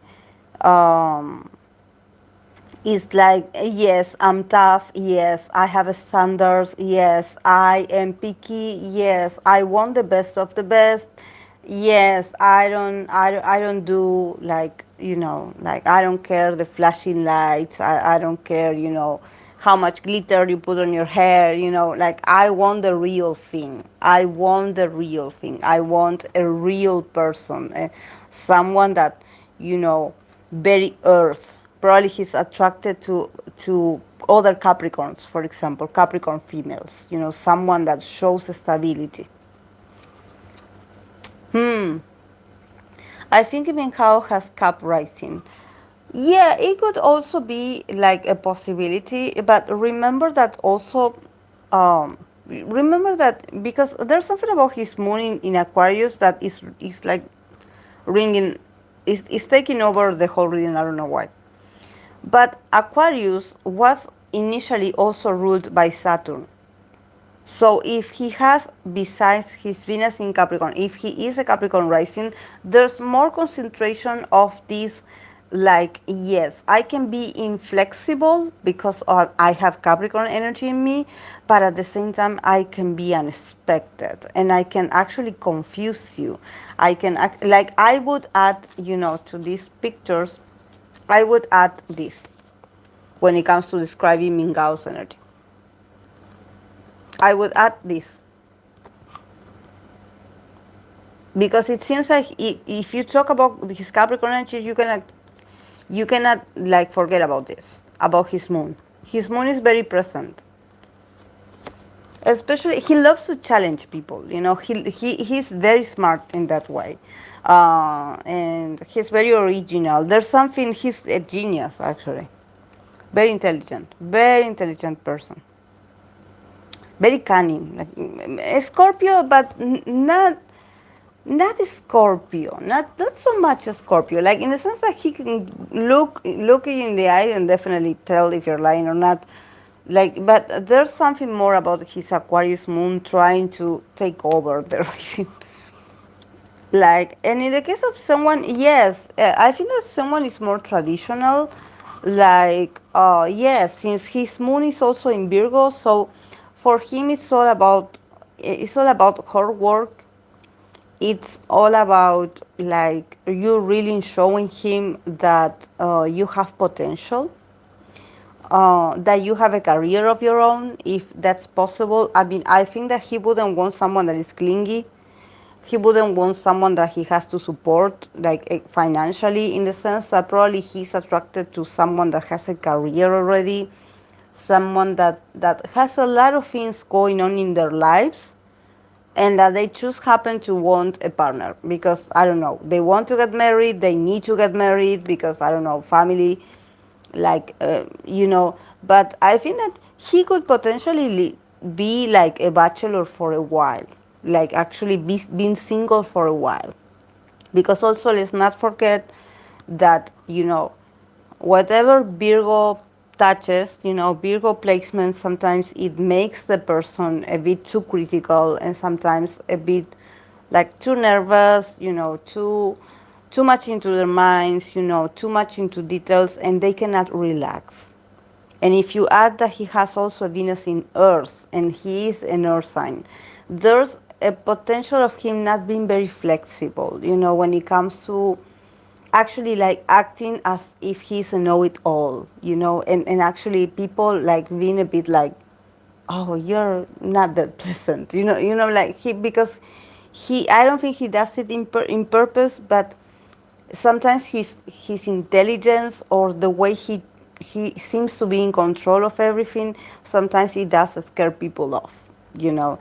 And also probably when he talks about his expectations, some people are like, oh my God, like, don't you think that you're asking for too much? Or something like that, and actually he's been very real because he has very high standards, and he should, because he's a great partner. He has a great partner potential. Actually, a Venus in Capricorn. I believe, you were asking me, Mariana, if accordingly to me or my perspective, which Venus in I would like the most. I think that to my emotional needs or to what I consider a good partner, a Venus in Capricorn is someone that I could get along really well, and I think that yeah, probably they are not the most demonstrative. They are not romantic. They are not They just want to make the relationship work. They don't want to show up for the pictures, nor the events, nor the Valentines. No, it's more about everyday life. Like how can we make each other's life better? Like so, and also the need of these both people in the relationship of being very independent and just choosing to be with one another because actually they want to, and not so much of what I can get of you or what you can get out of me.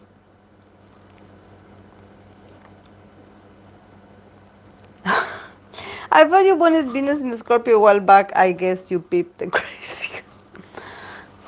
I don't know. Some people say that Venus in Scorpio are it's they say that it's very traumatic actually, that they do not recover very well of that. I don't know. I never experienced it. Never experienced it, guys. So I cannot say it. They are insane. I don't know. Maybe their insane is my kind of insane. I'm a moon in Scorpio, so we are. I'm not that. I'm not that sane myself, but I think that's the reason why we don't meet in this life. It's because that's not a combination that I should like encounter.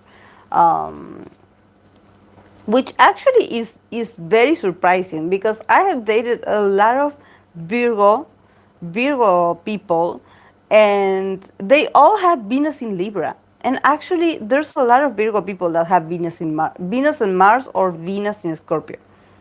And I never met those. I only got the ones that were Venus in Libra. So I don't know, I think that definitely, that energetically, I'm not supposed to meet these people. We are not supposed to cross each other's path. We are not supposed. We are not supposed. I totally like face it. I totally like face it. I already I like absorb it. I'm like, okay. Oh no, don't mention his name, Eva. So, oh, you fell for the trap with the Libra Venus. Yeah, I swear. Like, no, I am a Venus in Pisces. I'm supposed to be romantic. I'm not romantic at all. And I remember that, yeah, Venus in Libra, they're too cheesy for me. Yes, yes, totally. Whenever I wanted a break or I wanted to end things, they would always try to drag everything, and yes, yes, they would always try to, oh, but let's go on a holiday. Oh, I bought you flowers. Oh, I bought you chocolate. Oh, I bought you this. Or let's go over there, and I was like, I'm not happy. Like, yeah. But they also, I don't know. I feel like they do not have like very clear what they want. I feel that these are people that are so needy of being in a relationship that just the thought of having to lose a potential partner or a stable relationship, they are like, oh no, let's not lose this. Let's keep going, even though we hate each other. Oh yes, Venus in Leo also. Yeah, but Venus in Leo, I have a problem when they start looking at themselves at the mirror. When they check themselves in the mirror, I'm like, oh my God. I cannot stand it. I cannot stand it. I cannot believe it. Wherever mirror they can find. Oh no. No, no, no, no. And then because let's not go away from the subject because the fans are going to kill me if we are interrupting this. And then in the case of Vernon is Aquarius. His Venus is in Cap and his Moon is in Scorpio. So definitely yes, for Vernon there's also this sense of responsibility. Actually, of him being very traditional when it comes to how he wants um, romance to happen in his life. Probably he takes his time to choose someone. You know, for him it's important, trust, obviously, that he can trust someone. Yeah, I definitely see him like once he decides if he likes that person, he can be in a potential relationship for quite a while. It's just that I think that probably also Vernon is the kind of guy that uh, I think that probably just like someone probably for him to get into a relationship is going to take a while. Not in his 20s, probably in his 30s, because you know since Capricorn is ruled by Saturn, you know there's this slowness. There's a slow, yes, a slowness. Everything happens slow when something touches Capricorn. So definitely for him to reach the maturity enough to be in a relationship and actually to want to be in a relationship is going to take a while. And also I think that for him with that moon in Scorpio, it's not going to be easy for him to open up, you know, to open up enough to actually create a connection that that can like help him like achieve this relationship. Also someone with high standards, you know, he's someone that he definitely has a vision of who he wants. And since he's very like probably he's very like intuitive, there's something about him that is like, oh, when I meet this person I will know. But he's someone that yes, he can be a bachelor in his 30s, you know, and then eventually he will choose someone, but also from a place of practicality, but also from a place of passion, because he is a passionate man. It's just that since his moon is in Scorpio, probably his passions are hidden, in the sense that he doesn't show how passionate and intense he is until he is in the right connection or he feels safe in the connection. I think that probably you know the first half of his life he's going to focus on himself, on his you know, on building himself, or of also building security for himself, and becoming a very stable man, also a man with a trajectory, a man with a career, with a stable career, with a stable income. And then eventually he's going to be like, okay, I'm going to decide, you know, who my partner is going to be. But also, you know, Venus in Capricorn also is the archetype of the gentleman. You know, these are the, especially now we are talking about males here, because you know we're talking about 17. um, there's a sense that probably these Venus in Capricorn males are going to be very, you know, on the side of them asking out the person, you know, them taking the first step, then, you know, making the necessary adjustments for the relationship to work, for it to have a purpose, for it to have like a sort of like a meaning, you know, to have like a society, you know, society. So it's serious. Like I told you at the beginning, it's serious stuff.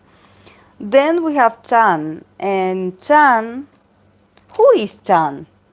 That's someone that also doesn't, I don't remember his face. I looked, and you know, in both sides it said Chan. Dino, oh,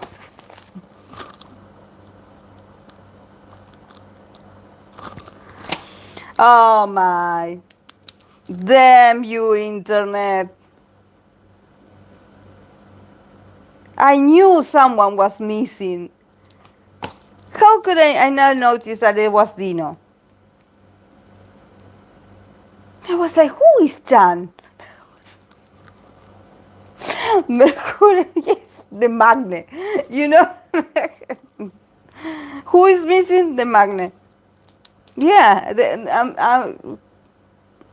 now I get it why I wasn't like connecting, you know. I was like, what? Who who are these people? Who is Chan? I was like, well, he has a moon. He has a moon in Leo. Dino has a moon in Leo, and his Venus is in Cap. So yeah, for him probably he's going to be, since his moon is in Leo, he probably is going to be a bit more, yeah, in Aquarius. He's going to be a bit more fun, a bit more like relaxed, like come on, let's have fun, let's laugh together, let's be friends, let's have fun, let's show each other off, like when do you want to be my date, and but yeah, probably settle it down when he's older, because yeah, I see him actually like fooling around a bit, like being flirty and loving admiration coming from the opposite sex, being very provocative and being always so interesting, so friendly and so like, like very funny. He gives me a good vibes. I know he's a magnet. I definitely sense that this is a magnet that loves being a magnet.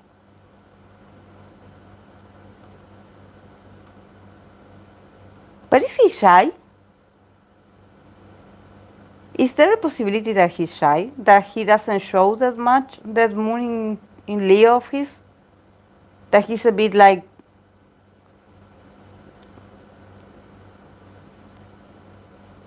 Because I remember his face, but I never seen him like.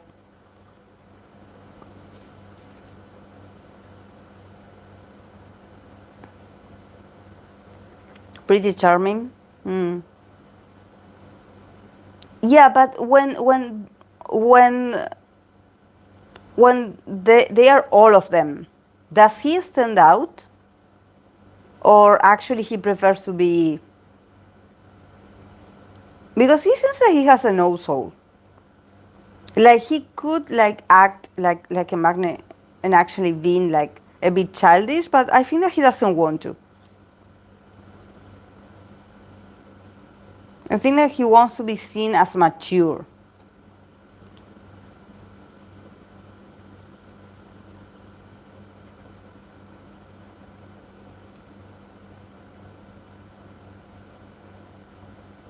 Isn't Dino one of the most popular members?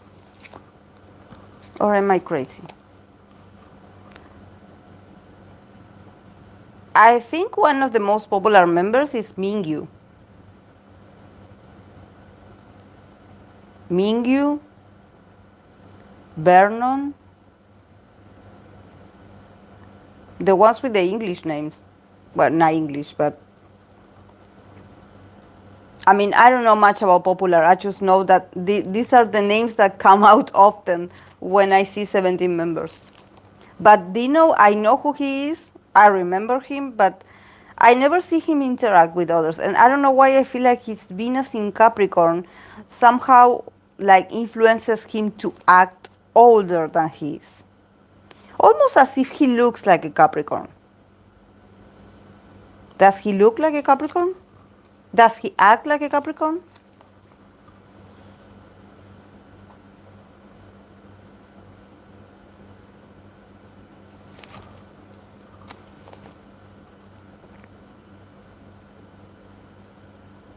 Mingyu, Escopes, Vernon, Nachon, I think Dino as well. I mean, they are all popular, yes. No, he looks like an Aquarius. Black hair like me. uh,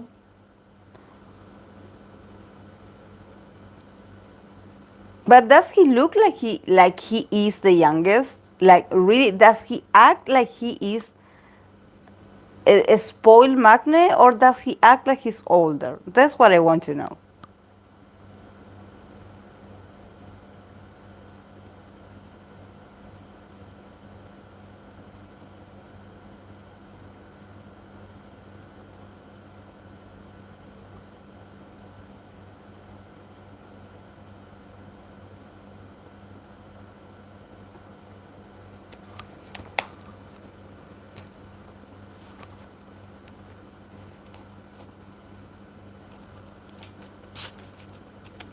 He's very fun, but very serious in love. I think that that's something that yes we can take into consideration his sun, also his moon.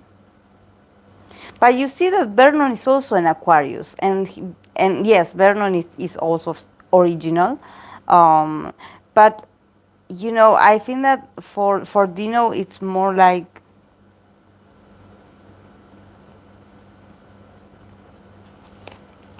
I cannot wait to be older or something like that. Hmm. Yeah, there's something that lets me know that actually he's much more serious than people think.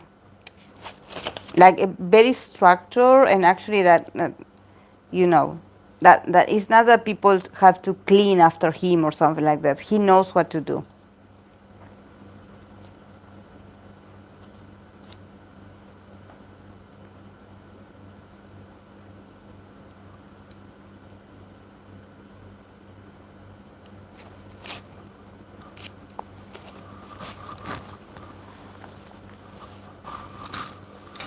Thank you guys. You really saved me.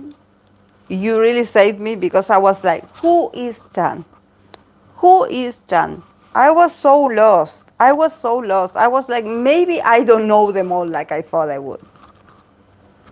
I remember Dino told someone when he talks about his problems, other members listen to him. And someone, what? I remember Dino told someone when he talks about his problems, other members listen to him. And someone scolded him. But I don't understand. What does it mean? Because in that paragraph, I'm lost. Who listens to who? I don't understand. I remember Dino told someone. We are all lost in our English. Ah. I remember Dino told someone when he, but who is he?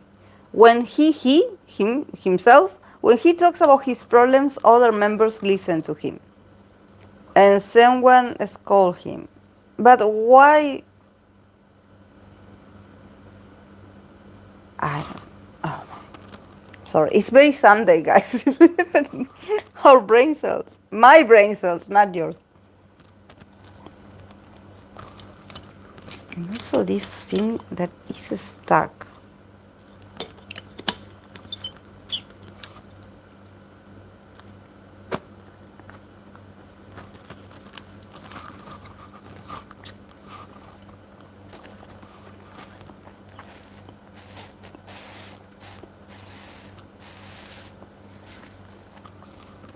Someone scolded Dino about his problem instead of helping Dino. Oh, so weird. Not that he wants to get older, but he wants to be mature because a lot of us want to age gracefully to constantly improve ourselves. Mm. Yes, you did. Yes.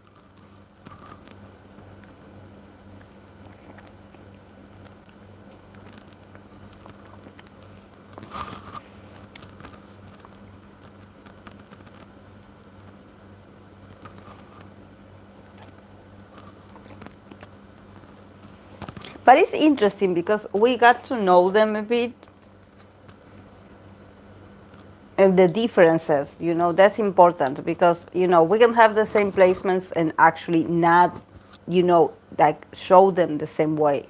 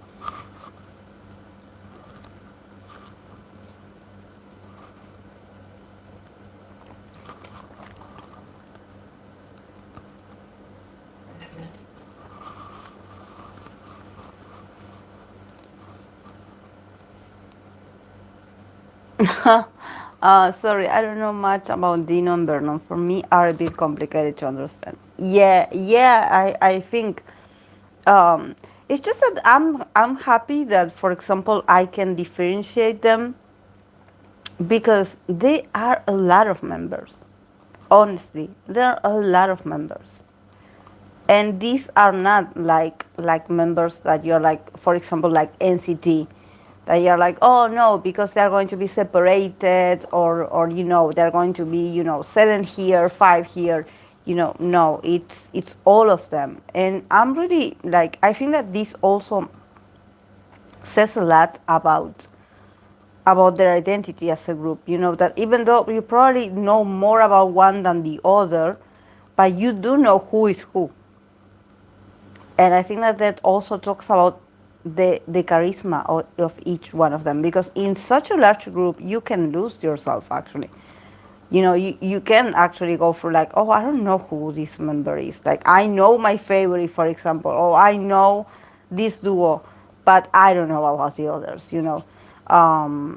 And that's also that I think that probably people that manages these groups, they must be aware of that. Like, okay, if we make a huge group, a big group, like, how are we going to present themselves? How are we going to like give them an order. um oh, thank you, Mafi, thank you for being here. um yeah, I think that in my case, since I do follow the boys, that the boys are 11 members. They used to be 12, but I became a Jovi when they were 11 already.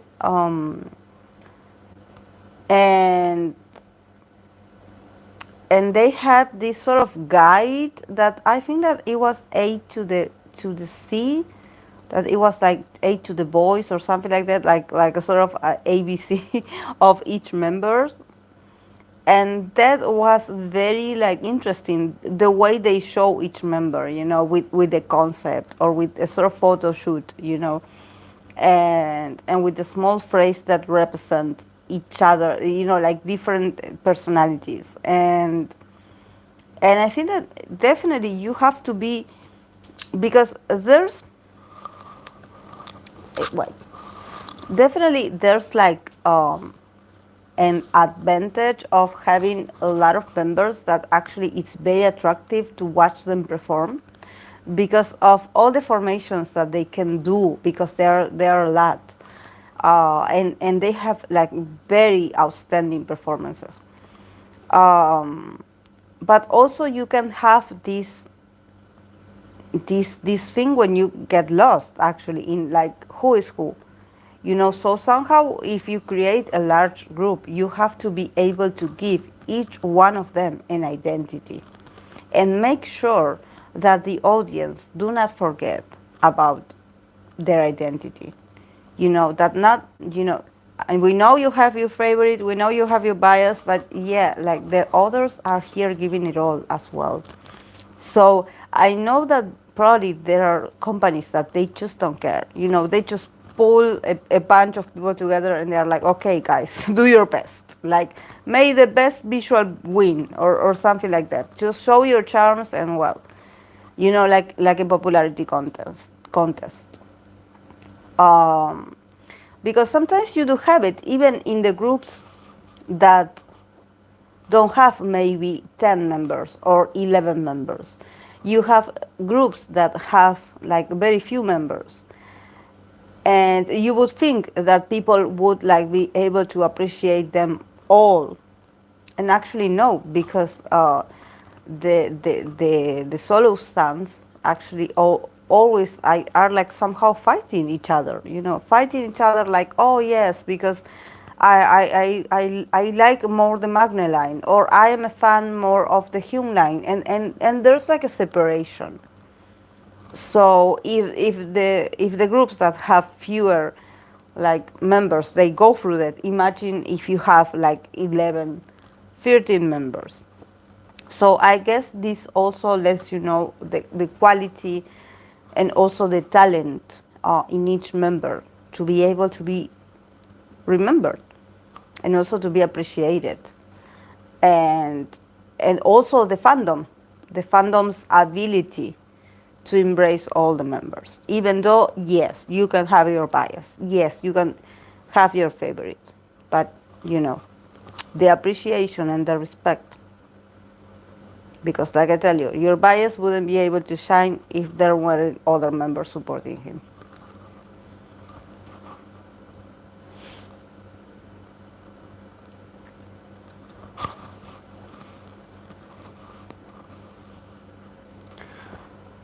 Okay, guys. Oh, I had been here for 2 hours, even though I was on the couch and I was very comfortable. But at the same time, you know, uh, I left for a bit, but nothing, Samara. Um, I was just saying that it's actually very pleasant to see that we all know, like, even though I don't know if some of you that are here are carrots, um, like 17 fans, but I'm not, like, I know about them, so I was like, you know, emphasizing how important it is that we recognize all of them and that they are a lot, you know, and that actually that's very positive to say about the group, you know, that even though maybe they are not your biases, but you know the existence of all the members, you know, you may not know them in profundity, you know, like, oh, I know details, but yeah. Yes, guys. Yes. Next Sunday is my birthday, so, so I'm already feeling like old and tired. But yes, I wanted to do it here because today, like summer, you know, we are in summer, it was very hot outside. So I was like, okay, I put the AC on and I was like, I'm going to relax here on the couch and I'm going to talk to you. 40. 40, yes, I'm very soon. Very soon. We all get there eventually. Who would have thought? Like really, if you would have told me, yeah. Yes. Yes. Mhm. Yeah. I don't mind to have a birthday. I just cannot stand people. Like I don't want people to come over to my house and congratulate me. Like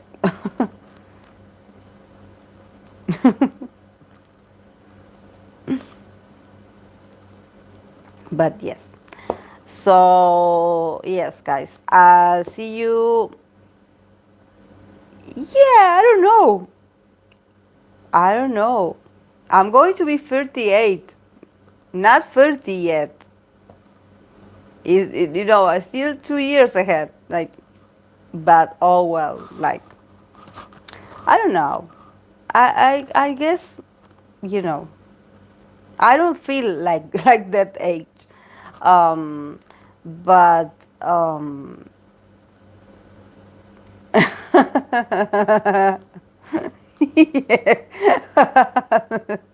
yes. Um, but I don't know. I always felt old. You know, ever since I like the Jesus here. Yes, I always felt old anyway. So it's like I don't care. Like I'm already like old. So I always felt like an old soul. So yes, it's a number, guys. So yes, but yeah, definitely with time, patience, and all of those things that you used to have, you do not have them anymore. But yes, let's just keep celebrating that we are breathing, guys. We survived pandemic, so so let's celebrate that we are still here. Let's just count our blessings. Let's celebrate. So yes, guys, happy Sunday, and well, I will see you during the week with my videos. Rest and also have fun